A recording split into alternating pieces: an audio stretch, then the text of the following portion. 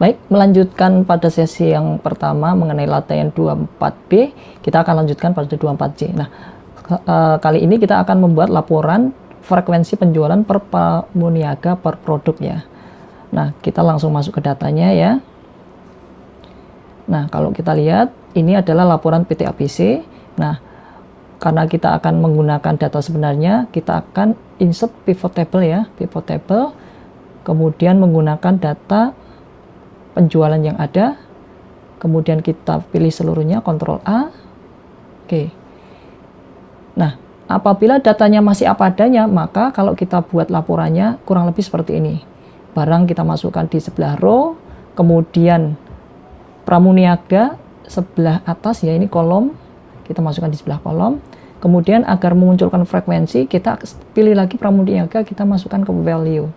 Nah, ini adalah hasil yang terjadi kalau kita menggunakan data apa adanya, di mana di sini ada perbedaan yang mencolok jumlah produk yang ada di sini ada 10, sedangkan di sini ada 13, seperti pada sesi yang pertama.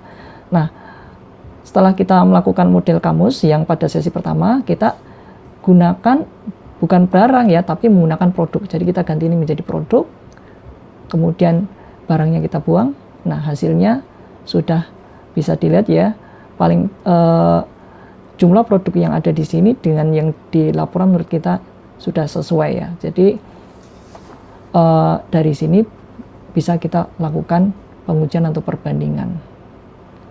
Nah, ternyata kalau kita lihat ya, secara total di sebelah kanan ini tidak ada masalah sepertinya ya kalau kita lakukan pengujian. Namun kalau kita lihat lebih dalam lagi ya, ternyata ada beberapa perbedaan. Sebagai contoh di sini Rahmat ya, cabai kering dia tidak ada transaksi penjualan, sedangkan menurut data itu ada. Ya, jadi di sini ada perbedaan antara menurut data yang ada di ABC dengan menurut kita. Nah, kalau kita lihat di sini ternyata ya, kalau kita lihat ya, kita coba jumlahkan apa adanya ya. Kita menggunakan sum yang ada di sini. Coba kita lihat ya.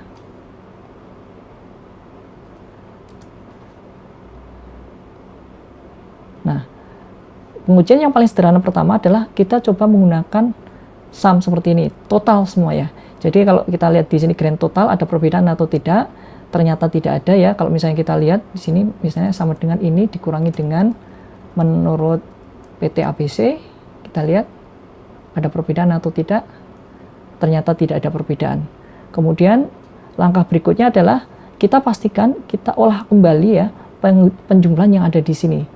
Ya, jangan percaya apa yang ada di yang terlihat di layar ya. Jadi kita coba jumlahkan apa adanya. Ternyata memang di sini ada perbedaan, di mana untuk Rahmat dan Roy ini ada selisih ya, Rahmat yang Roy.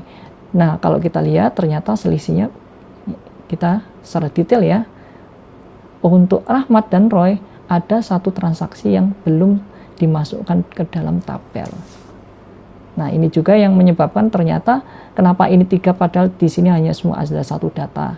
Ternyata 2 data yang lainnya adalah transaksi yang dilakukan oleh Rahmat atau Roy.